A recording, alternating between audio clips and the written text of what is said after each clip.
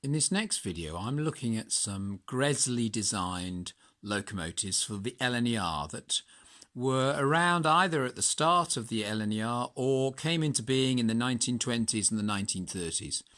And the earliest of these is the LNER J50 that Hornby produced a few years ago. I particularly like this model. It's the first, I think, of the smaller tank engines that Hornby produced. They produce mainly bigger tender locomotives since they moved their production to China and went for really high quality models. But the J50 is the first of the smaller engines, and we'll just show you how it runs. It's a fairly smooth and quiet locomotive. This one is running on a feedback controller, which adds to the noise that it makes, really.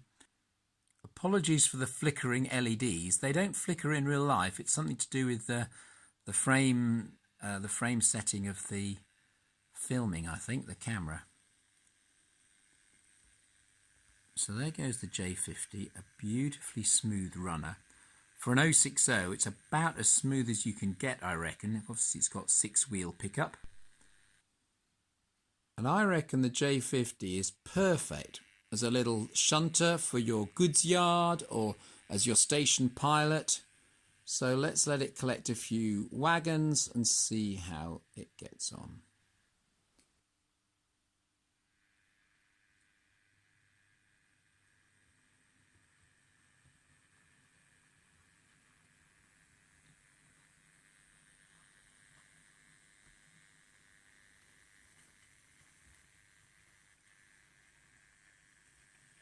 I reckon this is my smoothest tank engine.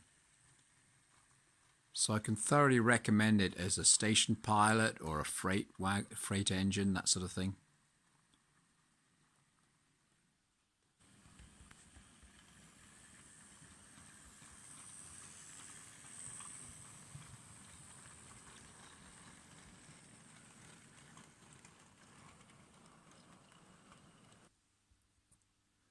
Going back a few years in time in the model world at least, the LNER N2 was produced, I think, by Airfix originally. They certainly designed it, and it came out under the mainline name back in the early 1980s, I think, and maybe even by Dapol in the 1980s and 1990s. But then Hornby bought up the parts and the molds, and they originally produced it with the same old Airfix 5-pole motor, but the balance of the engine and the chassis was all wrong, and it was never a particularly good runner, I found.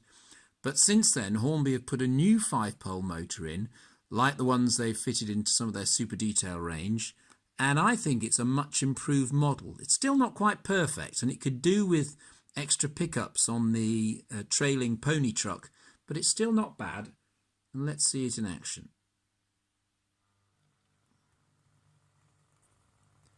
Nice smooth start. Anything that isn't smooth about this will, I'm afraid, be in the filming and the camera rather than the train itself. It's very quiet and it's very smooth.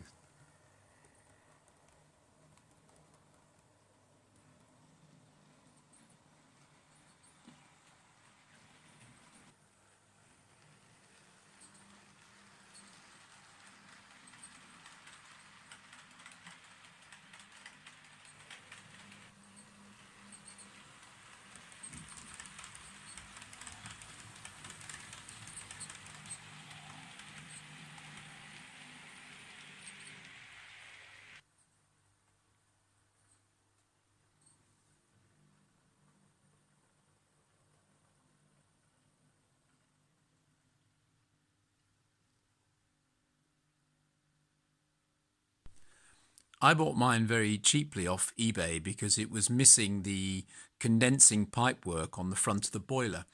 So it looked more like the old Hornby 00 version, in fact. I might well scratch build some, make some pipe work out of something or other, I don't know, but I might just leave it like it is because I'm perfectly happy with it like it is. Anyway, there we go, the Hornby N2 with a new 5-pole motor, much improved over the old Airfix original. And I should add, it's ideal for pulling suburban non-corridor coaches, and Hornby produced very good Gresley and Thomson coaches of that style. So yeah, perfect for that sort of thing. Now, I couldn't do this review without including Flying Scotsman, probably about the most popular locomotive that Hornby actually make. And this is the version I've got here, is the railroad version from early 2000s, I suppose it is, about the first ever railroad locomotive that came out. And since then, they've produced a new version of the railroad model, which has a different, narrower tender. This version is based on the tender drive version, but it's loco drive, so it's very quiet and smooth. It's, for those who want to know about this sort of thing, this is actually an A1 rather than an A3 Pacific, so it's looks like Flying Scotsman looked in the 1920s.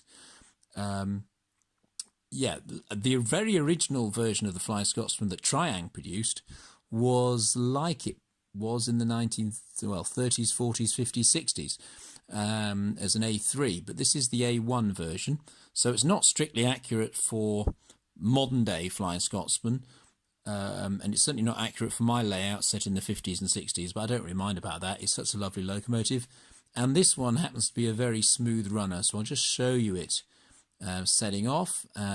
It's the 5-pole motor in the body of the locomotive, not the more recent version which has a 3-pole motor and a flywheel. I think that the 5-pole motor is actually quieter and smoother myself.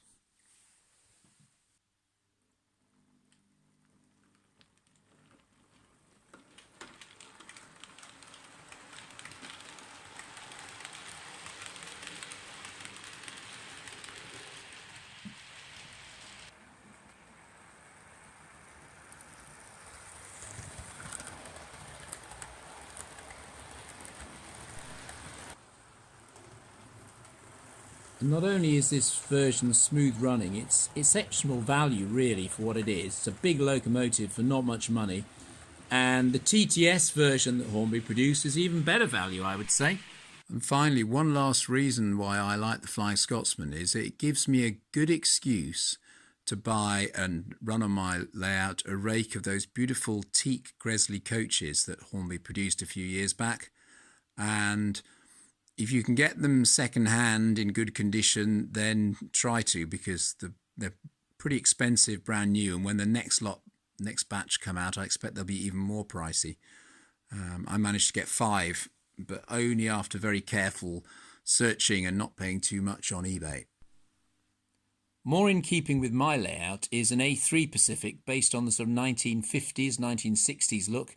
And this is Humorist. It was the only A3 that had large smoke deflectors fitted to it, and I bought these as a spare part. They came from a Hornby Tornado, and I fitted them to an old Hornby tender drive model, and I've kind of weathered it. It looks like Humorist would have looked in the late 50s, early 60s. You can barely see any lining on it. And this is the old Hornby tender drive model. And some people don't like tender drive models. They don't like the traction tyres that come with them. But this is one of the later models that was made in China, and it actually runs pretty well.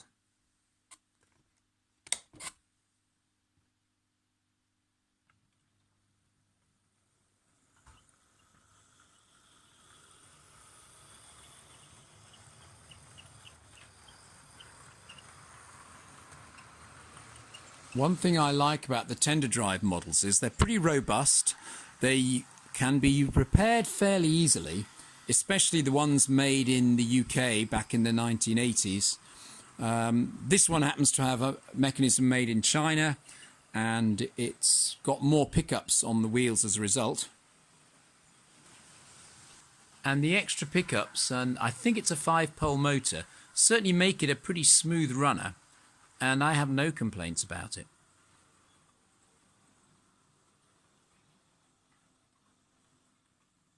I believe for the purists, one of the faults of this model is that the tender is too wide because it's been designed to fit the tender drive mechanism in. But other than that, I think it looks pretty good. Another A3 that I own is Minoru. Minoru is a more recent model Hornby produced a few years ago, and it's loco drive and it's in the super detailed range rather than the railroad range, so it's got all the extra handrails and everything fitted separately, and it's a beautiful locomotive without a doubt. And the tender, I think, is much more accurate than the tender drive version I've just shown you, but it doesn't run as well as it perhaps should do, and it's been running for an hour or so in each direction. It derails more often than the tender drive versions, and there's something about it. It doesn't seem to run as smoothly as I think it should, and I haven't managed to pinpoint what the problem is. It's certainly very quiet, and I like that about it.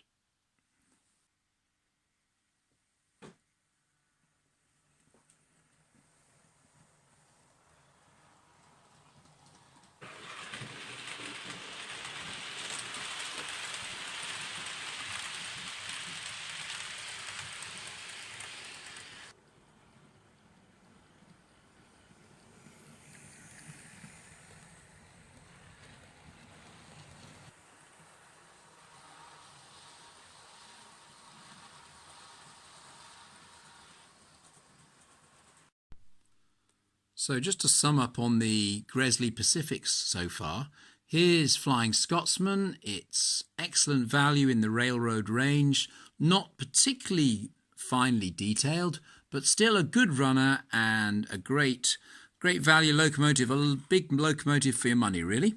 Good runner, nice and beautifully painted and so on, a lot of fine detail there, and yeah, if you can get hold of one of those at a good price, then go for it.